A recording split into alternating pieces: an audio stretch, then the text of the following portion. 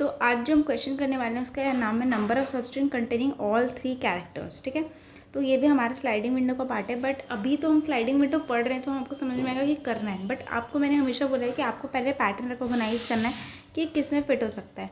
तो number of substring containing all 3 characters किस में आएगा, सबस्ट्रिंग आपको निकालना है ना। तो सबस्ट्रिंग वाला में आप एक सोच सकते हो कि हाँ हमें एक मतलब कंटिन्यूस निकालना है, तो कोई के विंडो साइज़ का तो निकलेगा ही। तो ये कुछ लग सकता है, जैसे स्ट्रिंग का क्वेश्चन हो गया, के विंडो साइज़ का है, सब स्ट्रिंग है, तो यहाँ पे हम एक बार ट्राई कर सकते हैं, स्लाइडिंग विंडो लगेगा।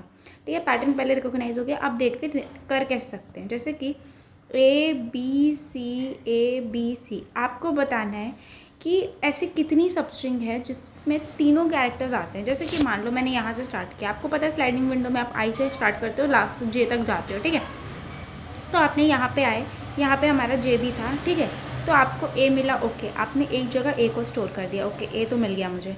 फिर आप बी पे आए, एंड बी पे आप आए तो आपको पता चला अच्छा हमारे पास बी भी है। अब आप सी पे आए, आपको लगा सी भी है, बट हमको क्या निकालना है। अब देखो आप सोचो यहीं तक रुक जाते हैं, बट अब देखो आगे भी जाओगे, ए बी सी, यहाँ पे अगर मान लो डी ई एफ भी रहता, डी ई एफ, तो भी एक सबस्ट्रिंग है ना जिसमें तीनों आ रहा है। देखो ए बी सी भी एक सबस्ट्रिंग है, ए बी सी डी भी एक सबस्ट्रिंग है, ए बी सी डी ई भी एक सबस्ट्रिंग है, A B C D E F एक भी सबस्ट्रिंग है, जिसमें आपका सब आ रहा है। तो जैसे ही आपको तीनों कैरेक्टर मिलते हैं, आपको एंड तक भी तो जाना है। अब आप बोलोगे यार अगर मैं एंड तक चले गई फिर तो ख़त्म हो जाएगा, फिर ये वाला पार्ट तो नहीं आ पाएगा ना। तो हमको क्या करना है, नंबर ऑफ सबस्ट्रिंग कैसे निकालते हैं। जैसे कि मान लो आपको यहाँ तक मिल गया, अब आपके पास और एक क्या सबस्ट्रिंग आएगी, ये वाली, एक और, ये एक और ये एक और लास्ट तक। तो कितनी आई, 1 2 3 4, है ना। तो आप देखो कि हमें कैसे पता चलेगा इसका साइज़ कितना है, 1 2 3 4 5 6, 6 आपका साइज़ है। आप अभी कौन से वाले जे में खड़े हो, है ना, आप अभी कौन से वाले जे पे खड़े हो। अभी आप यहाँ पे जे आपका यहाँ पे है और ये आपका 6, सॉरी 1 0 1 2 3 4 5, तो 6 है। तो आपको देखो एक काउंट, एक ये 1 हुआ, ये 2 हुआ, ये 3 हुआ और ये 4 हुआ। आपको 4 कैसे मिले, आप वही आपको फिगर आउट करना है। तो जे मेरा यहाँ पे है, ठीक है, तो एन कितना है मेरा यहाँ पे 6 माइनस 3 करूँगी तो कितना आएगा 3। तो जैसे कि आपने किया, एन कितना है आपका 6 और जे कितने पे 2, तो 6 माइनस 2 कितना हो गया आपका 4 हो गया। ठीक है, तो आपका 1 जैसे हमारा 2 3 4, आपका ये चारों आ जाएगा।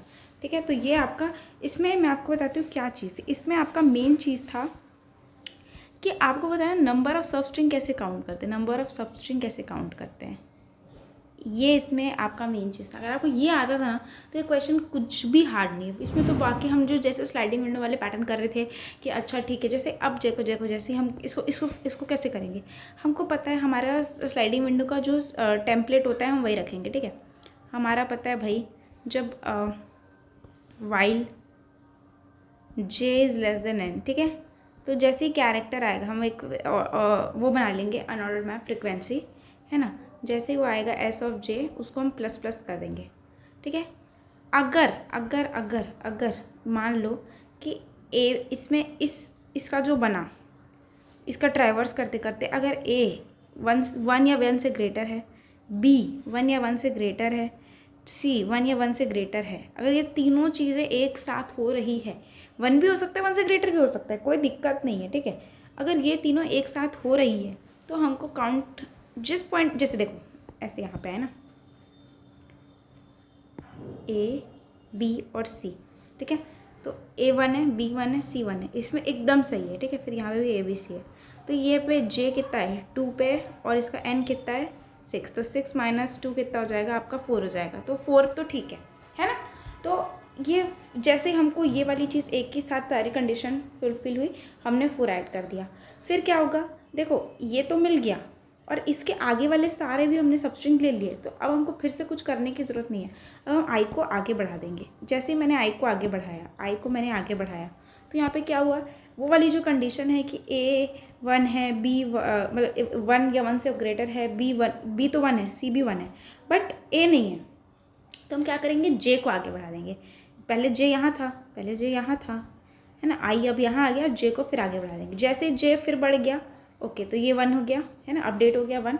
तो अब हमारे पास हम आई यहाँ है, जे यहाँ है, तो ये तो ठीक है। इसके आगे वाले सब स्ट्रिंग्स को भी लेना है, तो आगे वाले सब स्ट्रिंग को कैसे लेते हैं, n माइनस जे। जे क्या है इसमें, 0 1 2 3, तो 6 माइनस 3 कितना हो जाएगा, 3, ठीक है। तो n 6 मतलब ये 4 पहले था, 4 + 3 भी ऐड हो जाएगा।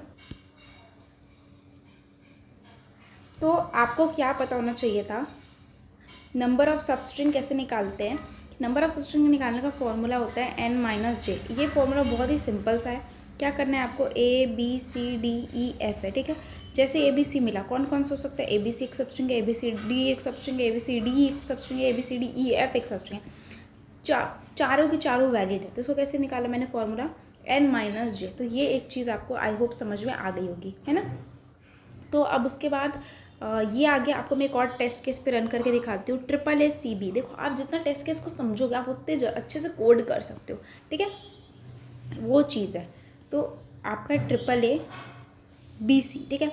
अब यहाँ पे आए, एक अकाउंट यहाँ पे 1 है, यहाँ पे आए एक अकाउंट अभी 2 हो गया, यहाँ पे आए एक अकाउंट 3 हो गया, बी का अकाउंट कितना है 1, एंड तक जाओगे, और सी का अकाउंट कितना है 1। तो ये भी अलाउड है क्योंकि इसमें भी तीनों ही कैरेक्टर्स हैं। तो अगर आपका जो वो है कि तीनों चीज़ों कि 1 बड़ा भी हो, है ना, बड़ा भी हो सकता है 1 से, तो भी हमको इंक्लूड करना ही है, ठीक है। तो आई होप आपको ये समझ आ गया। कोड देख लेते हैं इसका।